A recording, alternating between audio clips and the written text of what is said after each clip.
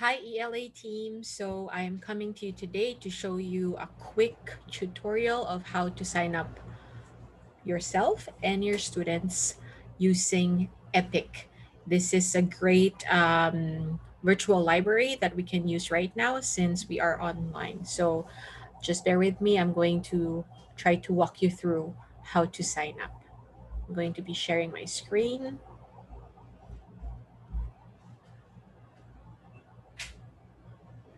Okay. So what I have here is I went to getepic.com, and then this will be their home screen. So parents can try it, but for you guys, you're going to be signing up as educators. So click on that. And then here you just fill it out.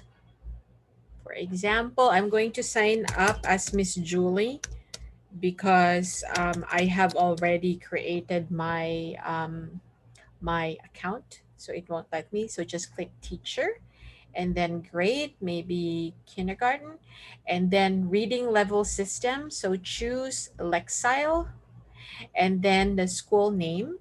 Just type Canadian American School and see if it shows up there.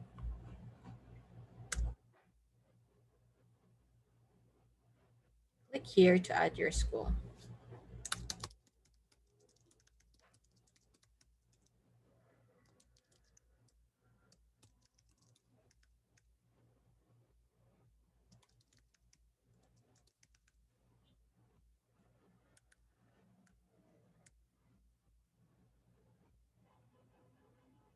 Credit. Continue. Okay, and then you're just going to write your educator email.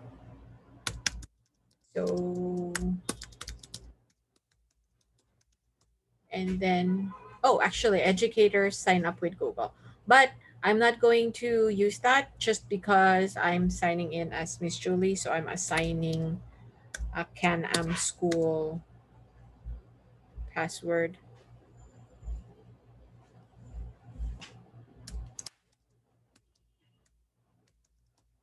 There you go.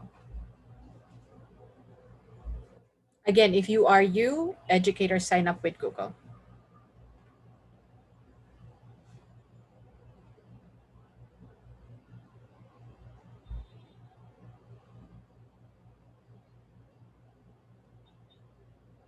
But okay, so since you are, let me try to log in as me.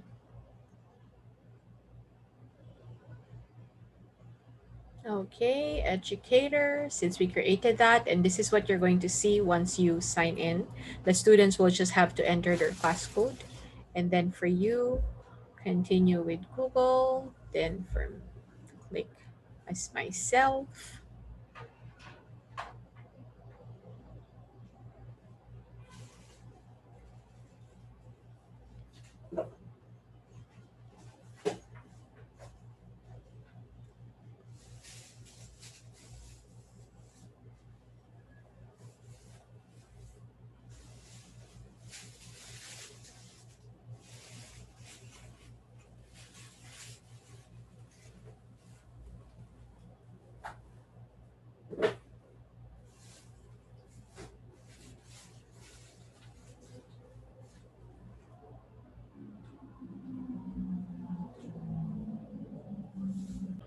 And then this will bring you to your dashboard.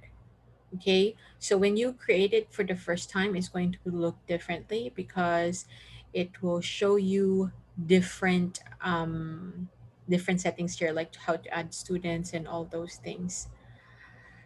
Okay, let me see. Here you can invite families.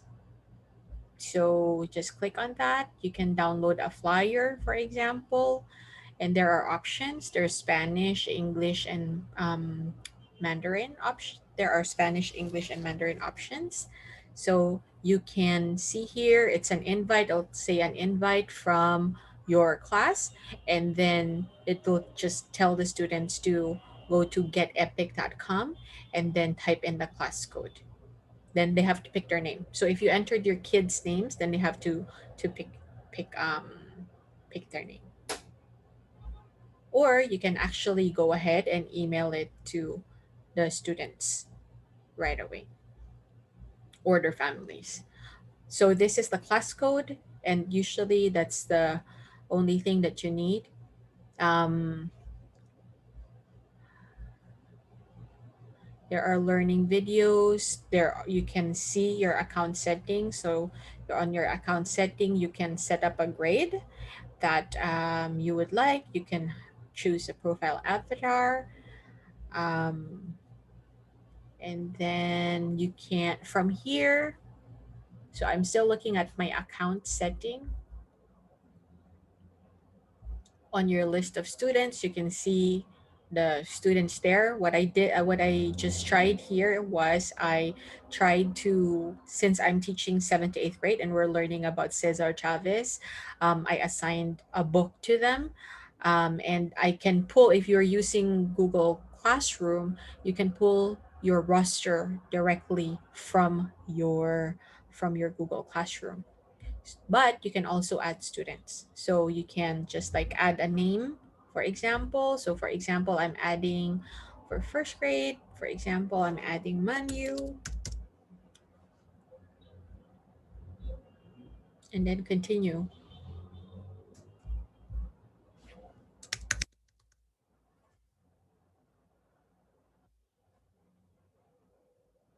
And that, there, I just added Manu right here. Then I can, you can choose her avatar. I can send an invitation to the parent so that she can be signed up for it. So that's as easy as it is. Or she doesn't, you don't even have to send an email invitation to the parent. She can just use it and get to Epic if she's able to log in and enter the class code. But for the younger kids, definitely send an invite to the families. And then from there, you can go to home. This will always be your home dashboard. You can see here the daily student activity on the right. I can see that Isabel read a book for 40 minutes, Arushi read a book for 7 minutes, that earlier on, Charlie read a book. So you get updates regarding your students' activity. And then here you can see that I assigned a book to them. There are monthly calendar activities, certificates. You can also join their community and see that they already curated some of the books. For example, if you want to look at social emotional learning, they have that. You want to use it for independent reading, research projects, or tools for teaching ELA, you can explore that too. And since I wrote that I'm teaching fifth grade, that's why I have fifth grade recommendations there. And they also can, um, they're able to sort it through different subjects. Okay, there's also reader pillar. So I was thinking maybe this can be something that we can do for our Read Across America. So if we register all the kids and they get reading into this, and then they can be completing this. So let's explore that. All right. So if I explore, I want to see you how it looks like. This is how exploring books look like. If I am going to look here, there are the recommended books, and then there are also for Lexile, for comics, read to me, videos, and audiobooks. So they have everything. So if I, for example, choose for kindergarten, you can see different things. If I want to search by Lexile, I can do that too. So if I have some kids who are reading in the 490 to 700 level, then I can see the different activities here. So what you do, this one is, for example, an audiobook. This one is read to me. So, but this one is just like an information text. This is how a book looks like when they read it, and all they need to do is click to move the page.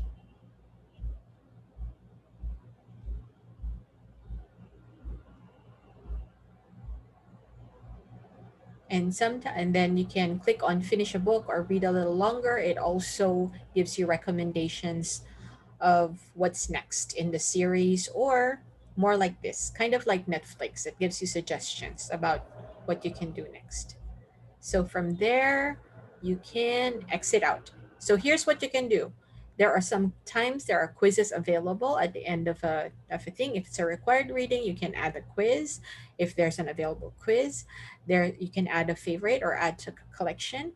You can assign it. So for example, if I'm going to assign this, for example, to Manu, select, then I can go and choose Manu and then assign to student. There you go. So I was able to assign that to her. And how she's going to find it is when she logs in, she can go to her My Library, and then she'll see that that the assigned book was there. And then they click on the finished book, then you get points, the reading time, and all that. So basically, that's how it is. You can actually also share Epic. You can copy the link, share with another teacher. You can share via email, but they can only read a book if they are able to log in. Okay, so that's the only thing. So again, signing up is free, reading within school hours is free, and actually also until June 2020, this 2021st of this year, uh, they are giving it for free for 2 hours of after school reading too. So this is like the perfect virtual library. This is the perfect thing that we can do and launch during Read Across America. So basically that's how it is. And then you can go out and you can search for more books in the same like style level. And like, so for example, the Read to Me, this is the only difference. This one actually has audio, so you can play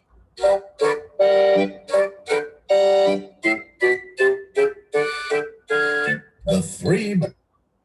Okay. Once upon a time, there were three goats: a big goat, a middle sized goat, and a little goat. They were called the Three Billy Goats Gruff. Okay, I'm going to pause that. So that's a sample of a Read to Me book, which is good for the little ones. There are a lot of Read to Me books, but there are also audiobooks.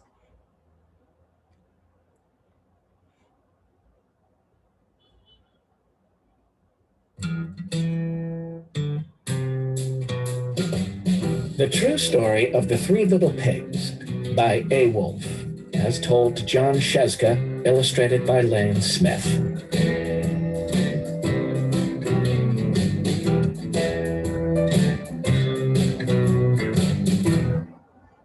Everybody knows the story of the Three Little Pigs. Don't So the audiobook is just like what it says. It's just an audiobook. And how would you use this? For example, if you have a selection in your book that you are reading that you just want the kids to listen to, but they have access using our curriculum, then you can ask them to read along or listen to this audiobook. So that's one thing that you can do to try to read through that. So those are the three types of books: the Read to Me books, the regular books that you just read to yourself, and the audiobooks. The nice thing is they also have comic books. So for those reluctant readers, this might be a gateway for them to be able to read. So if you look at, for example, this one, again, I'm just clicking to go to the next page. There's no like forward or backward button. If I click here, it goes backward. If I click on the right, it goes forward. So that's how it is. So have fun reading it and introducing to your kids. I suggest doing an actual lesson with them during your ELA class so you can get everyone signed up and explore using Epic. I hope that helps. If you have any questions, I'm going to look for resources for tutorials and all, but I think That's why I created this. I couldn't find one. So thank you so much. And please make sure for the little ones you engage the families in making sure that they know how to log in to these things. Thank you. Bye.